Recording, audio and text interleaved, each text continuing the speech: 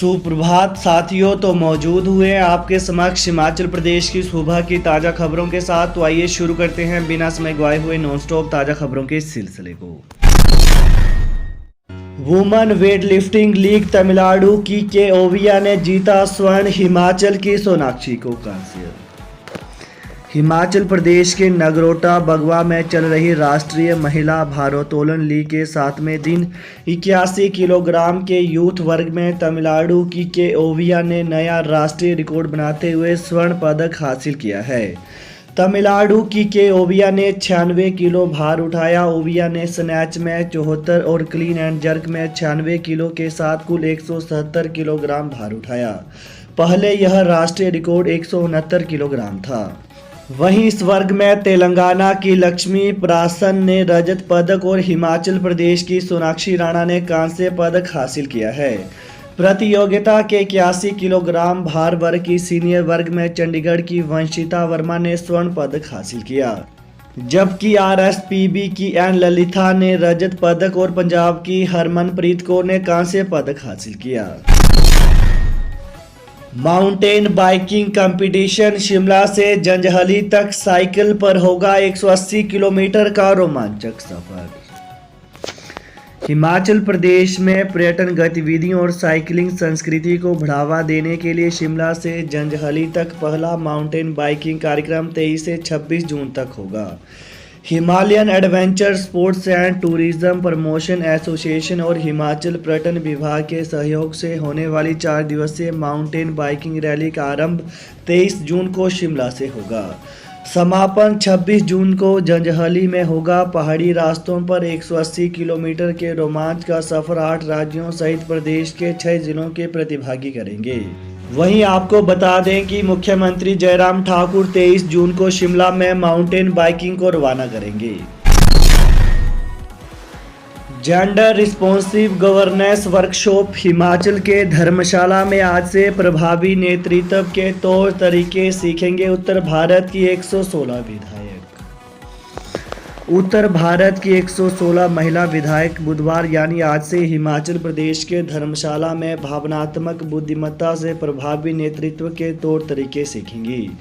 इसके लिए gender responsive governance यानी लिंग उत्तरदायी शासन विषय पर 3 दिवसीय कार्यशाला का आयोजन किया जा रहा है। पंप स्टोरेज तकनीक से बिजली तैयार करेगा हिमाचल, सितंबर में आवंटित किए जाएंगे प्रोजेक्ट। हिमाचल प्रदेश में पहली बार बांधों और जलाशयों पर पंप स्टोरेज पावर स्टेशन तकनीक से बार बार बिजली का उत्पादन किया जाएगा। अधिक मांग होने या बिजली संकट के समय इस तकनीक से तुलनात्मक रूप से सस्ती और ग्रीन बिजली सप्लाई पैदा की जाएगी। बांध जलाशयों से निकलने वाले पानी को रिसाइकिल कर बिजली उत्पादन किया जाएगा। राज्य ऊर्जा निदेशालय ने निजी कंपनियों से प्रोजेक्ट लगाने के लिए आवेदन मांगे हैं। वहीं सितंबर से इस तकनीक पर काम शुरू करने की योजना है। ऑनलाइन टेंडर के माध्यम से सितंबर में प्रोजेक्ट आवंटित किए जाएंगे। अब आसान और सस्ती होगी सेब, बादाम, फार्मा औद्योगिक उत्पादों की आपूर्ति, हिमाचल सरकार ने अधिसूचित की पॉलिसी। हिमाचल प्रदेश से सेब, बादाम, फार्मा औद्योगिक उत्पादों सहित तमाम तरह के कारोबार के सामान की आपूर्ति और परिवहन आसान होगा। इसके लिए हिमाचल सरकार ने राज्य की परिवहन एवं आपूर्ति लॉजिस्टिक पॉलिसी 2022 को अधिसूचित कर दिया है। इसकी अधिसूचना अतिरिक्त मुख्य सचिव उद्योग आर.डी. धीमान ने की है। यह नीति 5 साल की अवधि के लिए लागू रहेगी। वहीं इस पॉलिसी में राज्य में लॉजिस्टिक पार्क बनाने का प्रस्ताव किया गया है। इसमें एक छत के नीचे कई सुविधाएं मिलेंगी। इस पार्क में एक इनलैंड कंटेनर डिपो होगा, container freight station, air freight station, warehouse, cold chain storage और लॉजिस्टिक आधारभूत ढांचा भी होगा। इसका कम से कम 85% क्षेत्र परिवहन एवं आपूर्ति सेवाओं के लिए इस्तेमाल होगा। परवाणु में डेंगू के 36 मामले, विभाग अलर्ट। बरसात के मौसम से पहले ही जिला के कई भागों में डेंगू अपने पैर पसारने लगा है। अकेले परवाणु से ही अभी तक 36 मामले डेंगू के आ चुके हैं। इनमें 22 रोगी कालका के और 16 मामले परवाणु से हैं।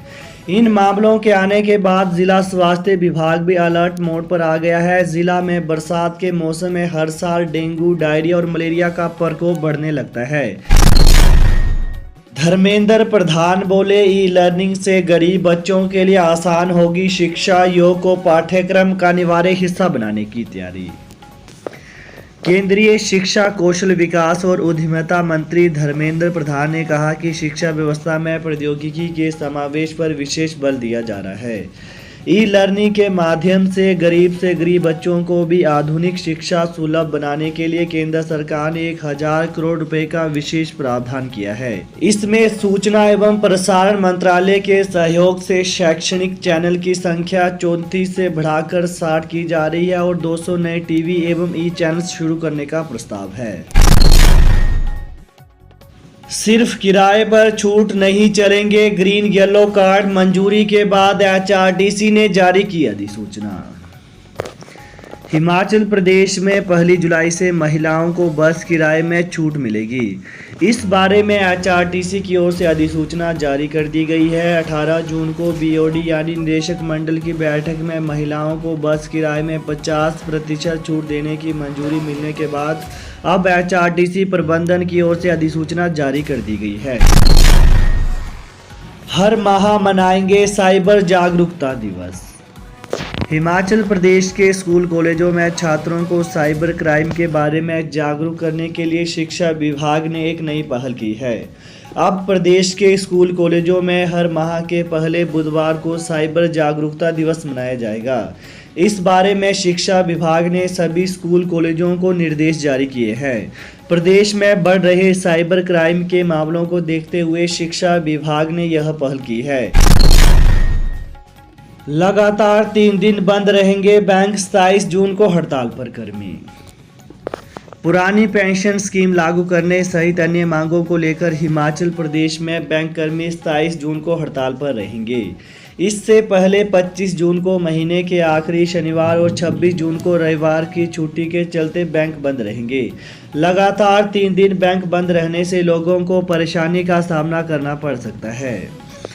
वहीं United forum of bank unions के आह्वान पर बैंक यूनियन ने 27 जून को हड़ताल पर जाने का ऐलान किया है। State bank of India officer association के उप महासचिव नरेंद्र चौहान का कहना है कि मांगों पर लंबे समय से ध्यान नहीं दिया जा रहा है।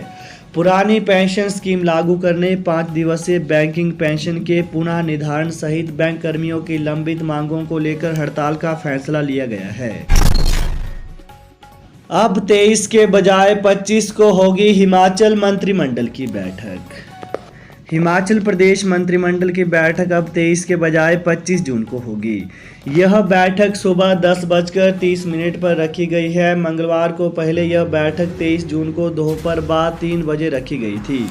वहीं मुख्यमंत्री जयराम ठाकुर की अध्यक्षता में होने जा रही इस बैठक में कई अहम फैसले होंगे। जुलाई से मिलेगा नया पे स्केल। एचआरटीसी प्रबंधन ने जारी की अधिसूचना।